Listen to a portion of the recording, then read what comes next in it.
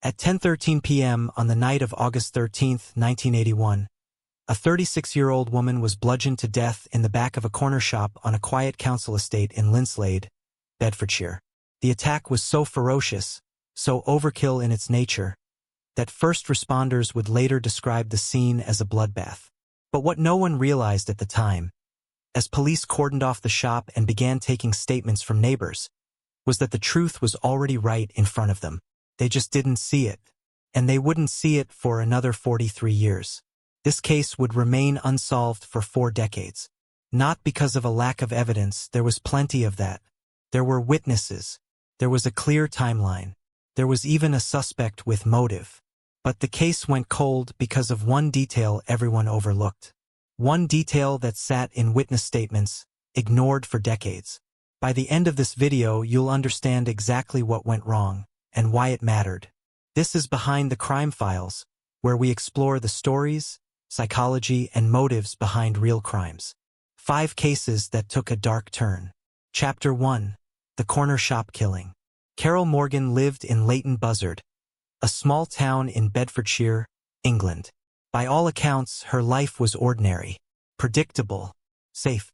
She ran a corner shop with her husband, Alan Morgan, on the Tilehouse Road Council Estate.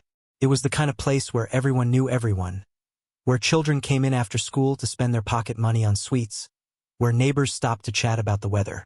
Carol was 36 years old. She had 2 children from a previous marriage. She worked long hours in the shop because that's what you did when you ran a small business. You showed up, you stocked the shelves, you greeted customers, you locked up at night. It wasn't glamorous work, but it was honest. No one expected that night to be different. On the night of August 13, 1981, at around 10:13 p.m., something happened that would change everything. Carol was alone in the shop. Her husband Alan was supposedly at the cinema with Carol's 2 children, an alibi that would later be described by investigators as watertight. At first, what happened that night didn't seem alarming to those who lived nearby. A few residents reported hearing nothing unusual. The estate was quiet, as it always was at that hour. But when Carol didn't come home, when the shop didn't open the next morning, someone went to check. They found Carol in the back of the shop. She had been struck between 10 and 15 times in the head with an axe or machete. The scene was so horrific, so violent in its execution, that when the case finally went to trial in 2024, 43 years later, prosecutors made a decision. They would not show the photographs of Carol's body to the jury. The images were too disturbing. Instead, they used graphics to illustrate the injuries. Retired Detective Superintendent Carl Foster, who would later reopen the case, put it bluntly, "I've never seen a crime scene as horrific as that." But there was one detail that didn't sit right with investigators from the very beginning. At the time, it was dismissed as insignificant. Later, it would become impossible to ignore. A witness reported seeing a man leaving the shop on the night of the murder.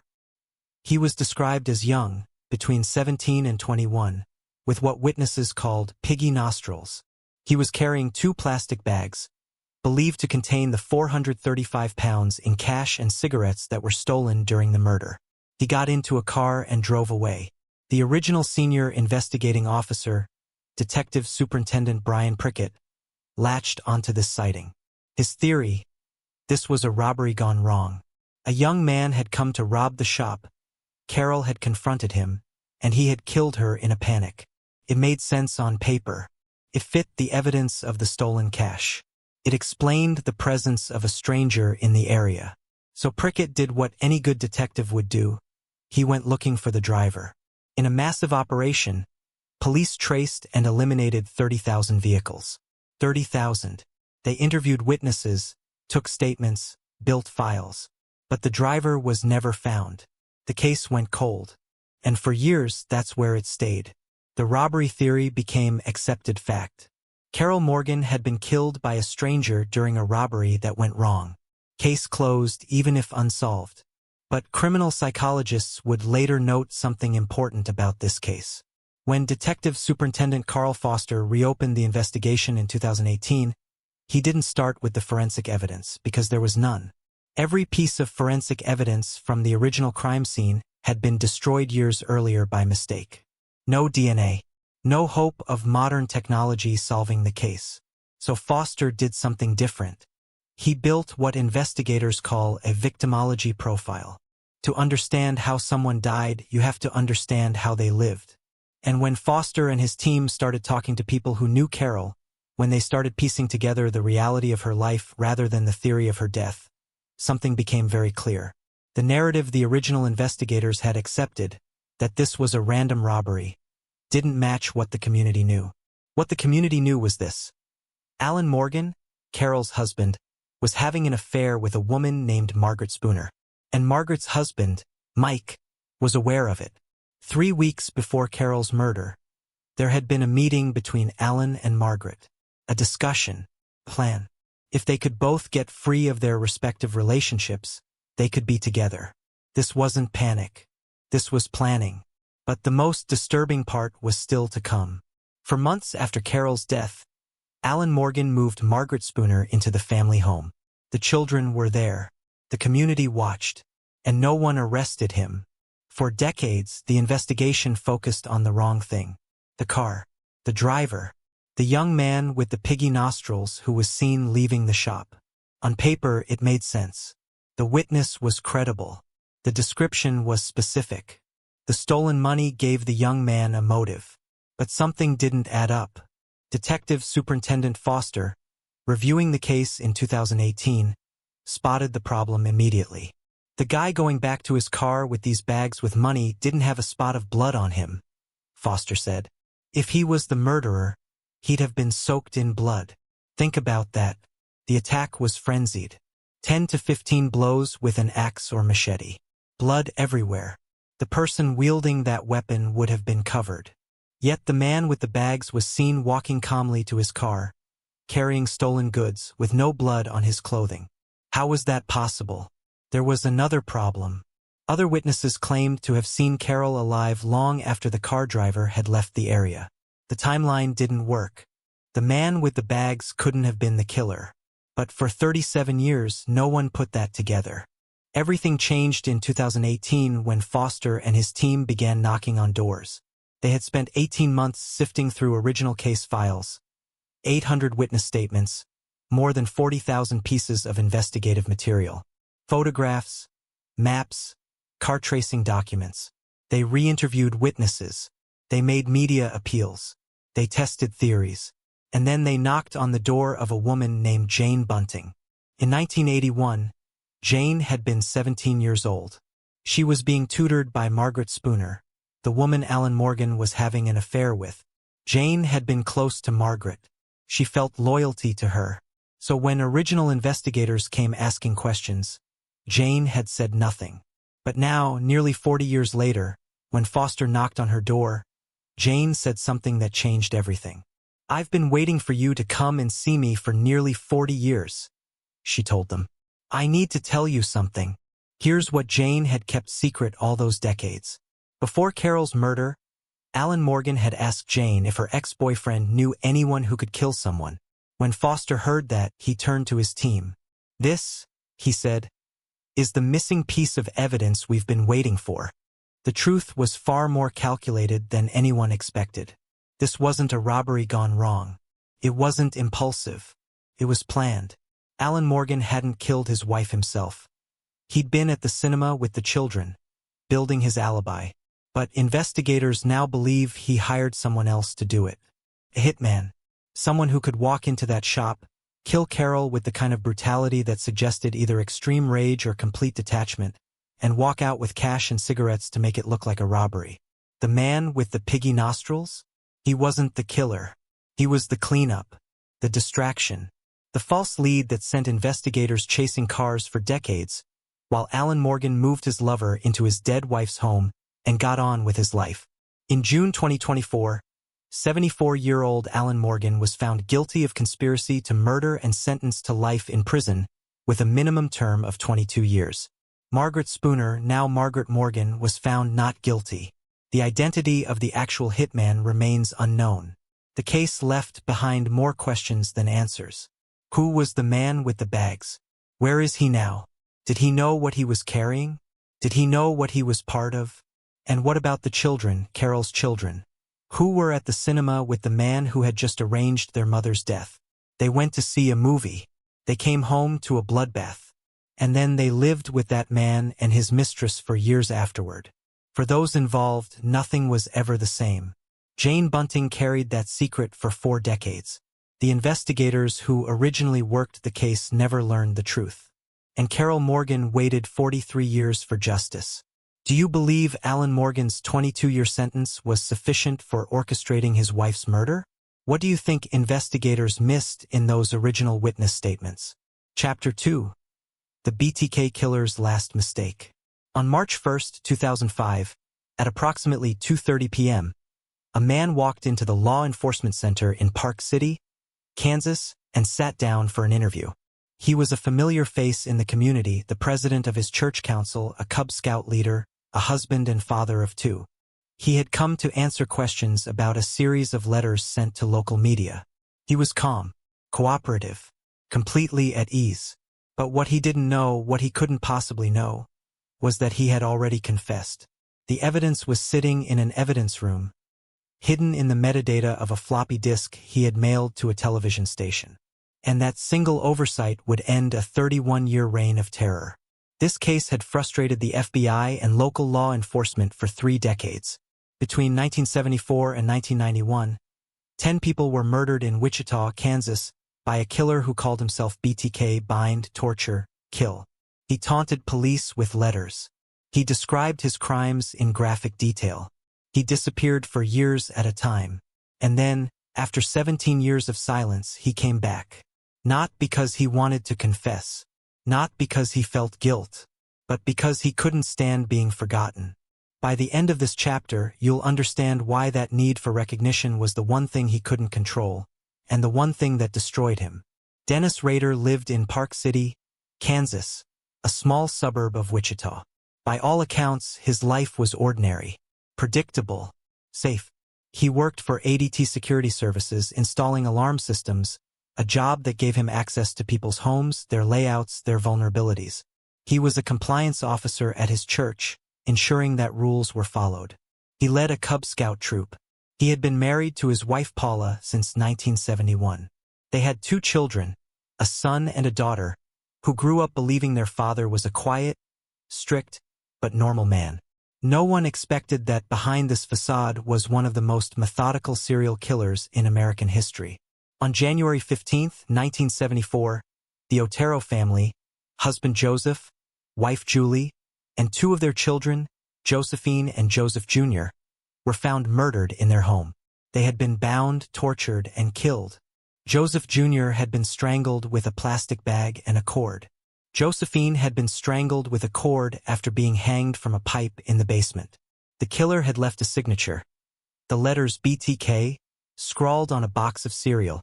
At first, the murders seemed isolated. But over the next 17 years, BTK would strike again and again. Catherine Bright, 21, in 1974. Shirley Vian, 24, in 1977. Nancy Fox, 25, in 1977. Maureen Hedge, 53, in 1985. Dolores Davis, 62, in 1991. In each case, the pattern was the same: bind, torture, kill. BTK communicated with police and media through letters, detailed, taunting, narcissistic accounts of his crimes. He described what he had done. He asked if they wanted to know more. He played games with them. And then, in 1991, after the murder of Dolores Davis, the letters stopped. For 13 years, silence. Investigators began to wonder if BTK was dead, if he was in prison for another crime, if he had simply stopped killing. The case went cold. But in 2004, a Wichita newspaper published a story about the 30th anniversary of the Otero murders. The article suggested that BTK might be dead or in prison. And that suggestion, that he had been forgotten, dismissed, written off as no longer relevant, triggered something in Dennis Rader. Criminal psychologists would later note that this need for recognition, this inability to let his crimes fade into obscurity, was the crack in his armor. For 31 years, he had controlled everything. He controlled his urges. He controlled the timing of his kills.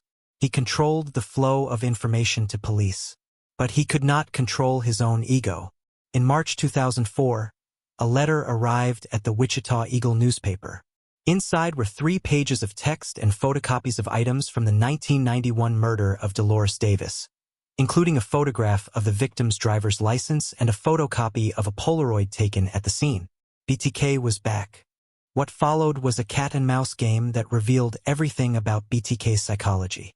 He began sending packages to local television stations and newspapers, cereal boxes containing letters, jewelry belonging to victims, a Barbie doll with a bound doll figure. Each communication was designed to get attention. Each one fed his need for recognition. But there was something else in these communications that investigators noticed. BTK asked questions. He wanted to know if the things he sent could be traced. In one message, contained in a cereal box, he asked specifically about floppy disks. Could they be traced if he used one for future communication? Investigators saw their opening. Through a classified ad in the newspaper, a method BTK had used to communicate with them before they sent a response. They assured him that a floppy disk could not be traced. This was a lie. And this is where the story takes a darker turn. Because Dennis Rader believed them. He trusted the police to tell him the truth about how to avoid detection. And that trust, that arrogance, would become his final, fatal mistake. In February 2005, a package arrived at KSAS-TV in Wichita. Inside was a purple floppy disk. Contained a letter from BTK, along with other documents. The disk itself looked ordinary. It gave no indication that it would lead directly to the killer's front door. But forensic analysts did something that BTK hadn't anticipated. They examined the disk's metadata, the hidden data embedded in computer files that records information about when and how they were created. What they found changed everything. The metadata showed that the disk had been used by someone at Christ Lutheran Church. It contained the name Dennis. It had been modified by someone with the last name Rader. In a matter of hours, investigators had a name and a location. Dennis Rader was the president of the Christ Lutheran Church Council. He lived in Park City. He fit the profile, middle-aged, employed, seemingly normal. But they needed more evidence before they could move. Police obtained a warrant for a DNA sample. But how do you get DNA from a man who has evaded capture for 31 years without alerting him that he's a suspect? The answer came from an unlikely source. Rader's daughter's pap smear. She had undergone a routine medical procedure, and the sample was still on file. It contained enough of Rader's genetic material to make a match. When the DNA came back positive, police moved. On February 25, 2005, Dennis Rader was pulled over while driving near his home. He was taken into custody without incident. In the interrogation room, faced with the evidence, the DNA, the metadata, the undeniable proof, Rader did something that still haunts investigators. He smiled, and then he began to confess. For hours, he described his crimes in chilling detail. He spoke about the murders as if discussing a job performance review. He was proud of his work. He was proud of his planning. He was proud that he had killed 10 people and gotten away with it for so long. But there was one thing he couldn't explain. How had he been caught? When investigators told him about the metadata on the floppy disk, the trace he had specifically asked about and been assured didn't exist, his face changed. For the first time, the mask slipped. He had been outsmarted by his own need for attention. Dennis Rader was sentenced to 10 consecutive life sentences, 175 years in prison. He would never be eligible for parole. During his sentencing, victims' families spoke about the decades of fear, the uncertainty, the horror of not knowing. Rader listened without visible emotion. He remains in prison today, having reportedly maintained his arrogance and lack of remorse throughout his incarceration.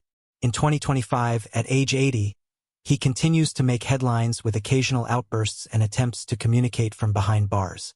Do you believe BTK would have continued killing if he hadn't resumed contact with police in 2004? Or was his need for recognition ultimately his undoing? What do you think investigators missed in their original profile of the killer? Chapter 3. The confession that wasn't supposed to happen. At approximately 3:45 p.m. on March 14, 2015, A man walked into a bathroom in a hotel room in New York City. He was the subject of a 6-part HBO documentary series. He had been interviewed for hours about the disappearance of his wife in 1982, the execution-style murder of his best friend in 2000, and the dismemberment of his neighbor in 2001. He had denied everything. He had been calm, composed, and utterly convincing. But what he didn't realize, what he couldn't realize, was that he had forgotten to remove his lapel microphone. And in that bathroom, alone, believing no one could hear him, he spoke the words that would send him to prison for the rest of his life. This case had confounded investigators for 33 years. 3 separate killings. 3 separate investigations. 3 separate sets of evidence. And yet Robert Durst, the heir to a New York real estate fortune, had walked away from every single one. He had been arrested, tried, and acquitted. He had confessed in a courtroom and been believed. He had hidden in plain sight for decades. But by the end of this chapter, you'll understand that the truth was already there.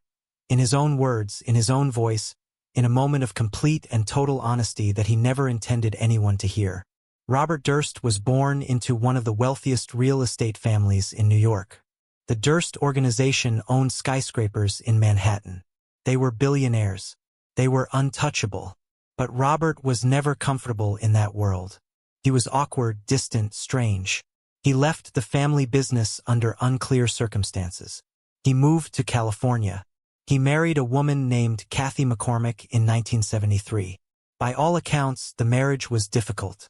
Kathy wanted to be a doctor. Robert wanted solitude. Friends described arguments, tension, and Robert's increasingly erratic behavior. But no one expected that their relationship would end in a mystery that would last 4 decades. On January 31, 1982, Kathy Durst disappeared. She had been a student at the Albert Einstein College of Medicine in the Bronx. She had spent the weekend with Robert at their country home in South Salem, New York. On the evening of January 31st, she attended a party with classmates. She left the party around 11 p.m. to catch a train back to the city. She was never seen again. Robert's story was that he had driven Kathy to the train station that night and watched her board the train. But there were problems with this account. Neighbors reported hearing a disturbance at the Durst home that night. A classmate claimed Kathy had called her in distress, saying Robert had hurt her and that she wasn't going to make it home. And Robert's own behavior in the days after Kathy's disappearance raised questions. He didn't report her missing. He gave conflicting statements to police. He told friends different versions of events. But without a body, without witnesses, without direct evidence, no charges were ever filed. The case went cold. Kathy Durst was declared dead in 1990. Robert went on with his life. In 2000, another death brought investigators back to Robert Durst. Susan Berman, his best friend from college, was found shot to death in her home in Los Angeles. She had been killed execution-style, a single gunshot to the back of the head. Berman had been the one to tell police, back in 1982, that she had received a call from Kathy after the night of her disappearance. A call that helped establish Robert's timeline. Investigators had long suspected that call never happened. When Berman was murdered, just as investigators were beginning to reopen the Kathy Durst case, the coincidence seemed too large to ignore. Robert Durst became a person of interest. But here's what criminal psychologists would later note about Robert Durst. He didn't run from suspicion. He leaned into it. In 2001, he went into hiding, but he didn't hide well. He rented a room in Galveston, Texas, disguising himself as a mute woman named Dorothy. And in September 2001, he killed again. His neighbor, Morris Black, was found dismembered in Galveston Bay. His body parts had been stuffed into plastic bags and dumped. But Durst had made a mistake. He'd left the tags on the bags, and they traced back to the apartment where he was living. When Durst was arrested, he did something extraordinary. He confessed. He admitted to killing Morris Black. But he claimed it was self-defense, that Black had pulled a gun on him, that they had struggled, and that the gun went off. A jury believed him. In 2003, Robert Durst was acquitted of murder. Think about that. He admitted to dismembering a body. He admitted to disposing of the remains. And he walked free. But the most disturbing part was still to come. Because Robert Durst, having escaped justice 3 times, having outsmarted investigators for 33 years, agreed to sit for a documentary. And that decision would prove to be the one thing he couldn't control. In 2010, filmmaker Andrew Uretsky began work on a documentary about the Durst case. He had made a narrative film about Robert Durst's life, a fictionalized account, and Durst himself reached out. He wanted to tell his story. He wanted to set the record straight. Over the next several years, Uretsky and his team conducted extensive interviews with Durst. They filmed him for hours. They asked him about Kathy, about Susan Berman, about Morris Black. They watched him lie, deflect, and rationalize. But they also noticed something. Durst kept talking. He couldn't stop. He wanted to be heard. In one of the final interviews, the filmmakers presented Durst with a letter he had written to Susan Berman shortly before her death. They had obtained it from her files. The handwriting was distinctive. The content was damning. And when they showed it to Durst, something shifted in his expression. After the interview, Durst went to the bathroom. He was still wearing his lapel microphone. He thought it was off. It wasn't. Alone in the bathroom, believing no one could hear him, Durst spoke to himself. "There it is," he said. "You're caught." Then, after a pause, he added the words that would end 33 years of evasion. "What the hell did I do? Killed them all, of course." The filmmakers sat in stunned silence. They had just recorded a confession. One day before the final episode of The Jinx aired in March 2015, Robert Durst was arrested in New Orleans. He was charged with the murder of Susan Berman. In 2021, at age 78, he was convicted and sentenced to life in prison without parole. He died in 2022, awaiting trial for the murder of his wife Kathy. The case left behind a legacy of questions. How had one man evaded justice for so long? How had wealth and privilege protected him for 33 years? And what about Kathy Durst? Her body was never found, her case never fully resolved. For the filmmakers, the confession was both a professional triumph and a personal burden. They had captured something no one was supposed to hear. They had given investigators the evidence they needed. But they had also sat across from a killer for years, watching him lie, knowing that the truth was somewhere beneath the surface.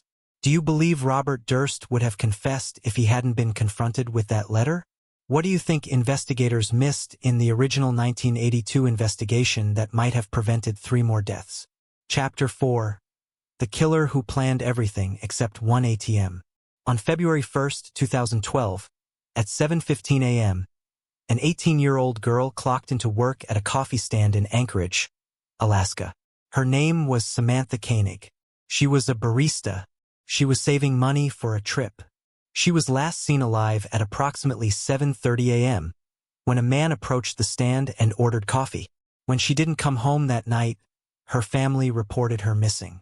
What they didn't know, what they couldn't know, was that her debit card was about to be used thousands of miles away. And that single transaction would lead the FBI to a killer who had spent 15 years planning every detail of his crimes. This case involved a man who considered himself the perfect predator. Israel Keyes had spent more than a decade preparing for his murders. He buried kill caches across the country, containers of weapons, cash, and supplies that he could access at any time. He traveled thousands of miles to choose victims who had no connection to him. He avoided cell phones, computers, and any technology that could be traced. He was methodical. He was patient. He was confident that he would never be caught. But by the end of this chapter, you'll understand that one moment of impulse, one decision to use Samantha Koenig's debit card, was all it took to unravel everything. Israel Keyes lived in Anchorage, Alaska. By all accounts, he was a normal, hardworking man. He was a contractor. He had a girlfriend and a daughter. He attended church. He was involved in his community. Friends described him as friendly, helpful, and unremarkable. He had served in the army. He seemed stable. He seemed safe. But Keyes had a secret life. For years, he had been traveling across the country, committing murders that he believed could never be connected to him. He chose victims randomly, people who had no connection to him, no connection to each other, no pattern that law enforcement could identify. He used guns he bought at pawn shops. He buried them in caches so he could access weapons without ever buying them near his home. He drove rental cars thousands of miles so his own vehicle wouldn't be seen near crime scenes. Criminal profilers would later describe him as one of the most methodical killers they had ever encountered. He didn't have a type. He didn't have a signature. He didn't leave evidence. On February 1, 2012, Israel Keyes walked up to the Common Grounds coffee stand in Anchorage. Inside was 18-year-old Samantha Koenig, working her morning shift. Keyes ordered coffee, and then he pulled out a gun. He forced Samantha into his truck. He drove her to his property, where he held her captive. Investigators would later determine that he kept her alive for at least 2 days. He forced her to write a ransom note. He photographed her holding a newspaper to prove she was still alive. He demanded money from her family. And then he killed her. He disposed of her body in a frozen lake, weighing it down so it wouldn't surface until spring thaw. At first, it seemed like the perfect crime. Samantha was missing. There were no witnesses, no evidence, no connection between her and Keyes. Her family paid ransom money, but Samantha didn't come home. Police searched, but there was nothing to find. But there was one detail that Keyes didn't account for. He had Samantha's debit card. And on February 14, 2012, 2 weeks after her disappearance, he used it. At first, the transactions seemed random. The card was used in Anchorage, then in Wasilla, then it went quiet. But in March, the card was used again, this time in New Mexico, then Arizona, then Texas. Police couldn't understand what was happening. If Samantha was dead, who was using her card? If she was alive, why was her card being used thousands of miles away while she remained missing? The answer came from surveillance footage. ATM cameras captured a man using Samantha's card. He was wearing a baseball cap. He was trying to hide his face, but he was there on camera making withdrawals. Criminal psychologists would later note that this was Keyes's fatal mistake, and it came from a place of practicality rather than impulse. He had spent 15 years planning every detail of his murders. He had buried caches across the country. He had avoided all technology. But when Samantha's body was hidden under ice that wouldn't thaw for months, Keyes saw an opportunity. He could use her card to withdraw money. He could extend the ransom demand. He could make it look like she was still alive. What he didn't understand was that by using that card, he was creating a trail. Every transaction was recorded. Every ATM had a camera. Every location could be mapped. And this is where the story takes a darker turn. Because when police finally tracked those transactions to a white rental car caught on camera in Lufkin, Texas, they didn't know they were about to capture a man who had been killing for 15 years, and who would take the names of his victims to his grave. On March 13, 2012, police spotted the white rental car in Lufkin, Texas. The driver was Israel Keyes. They pulled him over for speeding, a routine traffic stop that became anything but routine when they searched the vehicle. Inside, they found Samantha Koenig's debit card. They found her cell phone. And they found Keyes, calm and cooperative, explaining that he had bought the card from a stranger in a bar.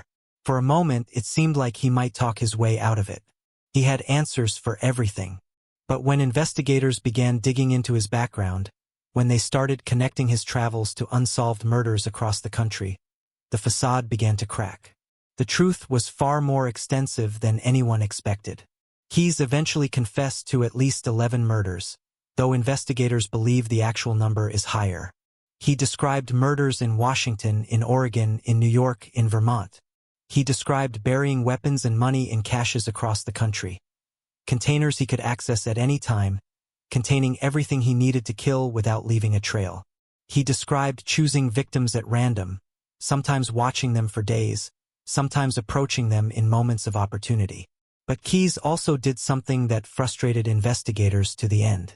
He refused to name all his victims. He described crimes without providing names, locations, or enough detail to identify the dead. He played games with them, offering information in exchange for things he wanted, a better cell, more comfortable conditions. In December 2012, before investigators could extract more information, Israel Keyes died by suicide in his jail cell. He took the full scope of his crimes with him. The case left behind more questions than answers. How many people had Keyes killed? Who were they? Where were their bodies? Families of missing persons across the country waited for answers that would never come. Investigators pored over Keyes's travel records, trying to match his movements to unsolved cases. For Samantha Koenig's family, there was at least the closure of knowing what happened to their daughter. Her body was recovered from the frozen lake when the ice thawed in the spring. But for dozens of other families, the wait continues. Do you believe Israel Keyes would have continued killing indefinitely if he hadn't used Samantha Koenig's debit card? What do you think investigators could have done differently to identify his other victims before his death? Chapter 5. The Manson Murders and the Question That Was Never Answered. On August 9, 1969, at approximately 4 a.m., a group of young people entered a home at 1050 Cielo Drive in Los Angeles. They were carrying knives. They were following orders. By the time they left, 5 people were dead, including actress Sharon Tate, who was 8.5 months pregnant. The murders shocked the world. The trial that followed became a media circus. And Charles Manson, the man who ordered the killings, became the face of evil. But what no one realized at the time, what investigators are still questioning today, was whether the full truth about Manson, his followers, and the forces that shaped them was far more complicated than the official story. This case has been analyzed, documented, and dramatized for more than 50 years. There are books, films, documentaries, and academic studies. The official narrative, that Manson wanted to start a race war he called helter-skelter, has been repeated so many times that it's accepted as fact. But by the end of this chapter, you'll understand that there are questions about this case that have never been adequately answered. Questions about brainwashing. Questions about government programs. Questions about what really happened to turn a group of young people into killers. And those questions lead to places that the official narrative never explored. In the late 1960s, Charles Manson assembled a group of followers in California. They lived communally, first in San Francisco, then at the Spahn Ranch in the San Fernando Valley. They were mostly young women, runaways, dreamers, people searching for something they hadn't found in mainstream society. Manson presented himself as a guru, a leader, a figure of spiritual authority. He talked about music, about philosophy, about the coming apocalypse. By all accounts, Manson had an extraordinary ability to influence people. Followers gave him their money, their loyalty, their bodies. They did what he asked without question. They believed he had special powers. No one expected that this small cult would become responsible for one of the most notorious killing sprees in American history. On the night of August 8, 1969, Manson instructed 4 of his followers, Tex Watson, Susan Atkins, Patricia Krenwinkel, and Linda Kasabian, to go to 1050 Cielo Drive. He told them to kill everyone inside. They did as they were told.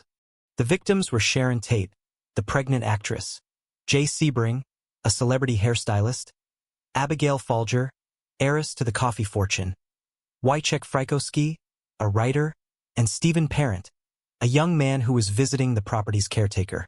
They were stabbed repeatedly. They begged for their lives.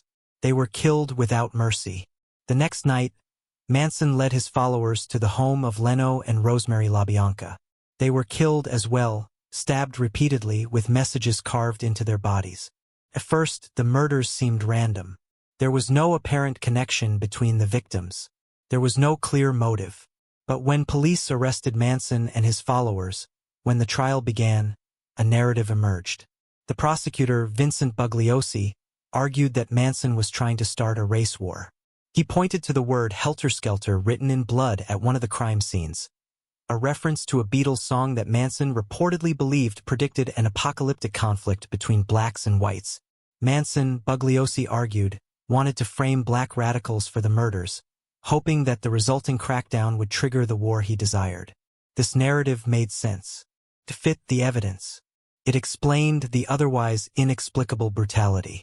And it became the accepted version of events, repeated in Bugliosi's book Helter Skelter, repeated in countless documentaries, repeated so often that it became fact. But there was one detail that didn't sit right with some investigators. Manson's followers weren't just obedient. They were transformed. They had given up their identities, their families, their previous lives. They committed murder without hesitation. And they showed no remorse afterward. At the time, this was attributed to Manson's charisma, his ability to manipulate and control. But later, as more information emerged about government mind control programs, some researchers began to ask a different question. Criminal psychologists have long studied how people can be influenced to commit acts they would otherwise find unthinkable. Manson used classic cult techniques: isolation, sleep deprivation, drug use, and the creation of an us versus them mentality. He positioned himself as the only source of truth. He punished dissent. He rewarded obedience. But journalist Tom O'Neill, who spent more than 20 years investigating the Manson case, discovered something that raised more questions. In the 1960s, the CIA was running a program called MKUltra, a covert operation exploring mind control and behavioral manipulation through drugs and psychological techniques. And one of the researchers involved in MKUltra, Dr. Louis Jolyon West, was working in the Haight-Ashbury area of San Francisco at the exact time Manson was assembling his followers there. But the most disturbing question was still to come. Because if Manson's ability to control his followers was influenced by something other than his own charisma, if there was outside involvement, deliberate or accidental, then the entire narrative of the case changes. O'Neill never found definitive proof connecting Manson to MKUltra. The connection between Manson and West remains circumstantial. But he found enough coincidences, enough unexplained connections, enough gaps in the official record to question whether the full story had ever been told. When documentary filmmaker Errol Morris took on the material in his 2025 Netflix film, Chaos: The Manson Murders, he approached it with skepticism. Morris had spent his career uncovering uncomfortable truths. He had exonerated an innocent man in The Thin Blue Line. He had documented the strange intersections of government power and individual psychology in Wormwood. But when it came to the Manson case, Morris was careful. Do I believe that Manson was programmed by MKUltra, by the government, a Manchurian Candidate program to kill? Morris asked in an interview. Not quite. Can it be proven? I don't think so. But can it be disproven? I don't think it can be. The truth about Manson may never be fully known. The official narrative, the race war theory, the helter-skelter interpretation, remains the most straightforward explanation. But the questions raised by O'Neill and others point to something deeper. The possibility that Manson's ability to turn followers into killers wasn't entirely his own creation. We know that MKUltra was real. We know that experiments were conducted on unwitting subjects. We know that researchers were working in San Francisco during the exact period Manson was building his family. We know that Manson himself had spent time in prisons and institutions where he could have been exposed to any number of influences. What we don't know is whether any of it connects. The files that might provide answers were destroyed years ago. The people who could confirm or deny are dead. And Manson himself, who died in prison in 2017, never gave a straight answer about anything. The case left behind a legacy that extends far beyond the murders themselves. It ended the 1960s, the era of peace, love, and optimism. It created the template for media coverage of celebrity-related crimes. It raised questions about cults, about brainwashing, about the limits of individual autonomy. For the families of the victims, the questions are more personal. Sharon Tate's sister, Deborah, has spent decades preserving her sister's memory, fighting for truth, and trying to understand how such horror could happen. The other families have similar stories: lives interrupted, futures stolen, questions that can never be fully answered. And for researchers like O'Neill, the case remains open. Not in the sense that Manson could be brought to justice, he's dead, but in the sense that the full truth may never be known. Do you believe Manson's ability to control his followers was purely his own? Or do you think there may have been outside influences at work? What do you think investigators missed in their focus on the helter-skelter narrative? 5 cases. 5 moments when something went terribly wrong. In each one, the truth was hiding in plain sight, in a witness statement ignored for 43 years, in a floppy disk mailed to a television station, in a bathroom confession captured by a live microphone, in an ATM transaction thousands of miles from home, in questions about influence that have never been fully answered. What connects these cases isn't the violence. It isn't the victims. though each one deserves to be remembered. What connects them is the moment when control slipped, when a killer who thought he was untouchable made one mistake, overlooked one detail, trusted one piece of bad information. Carol Morgan waited 43 years for justice. Dennis Rader thought he was too smart to be caught. Robert Durst forgot to remove his microphone. Israel Keyes used a debit card he should have destroyed. And Charles Manson's followers did something that no one has ever fully explained. The psychology of these cases teaches us something about human nature. Panic makes people careless. But control, the belief that you've thought of everything, that you're smarter than everyone else, that you can't be caught, that's what creates the blind spots. That's where the mistakes happen. In every case we've covered today, the killers believed they were in control. And in every case, they were wrong. If you're interested in the psychology and stories behind real crimes, subscribe to Behind the Crime Files. New episodes every week.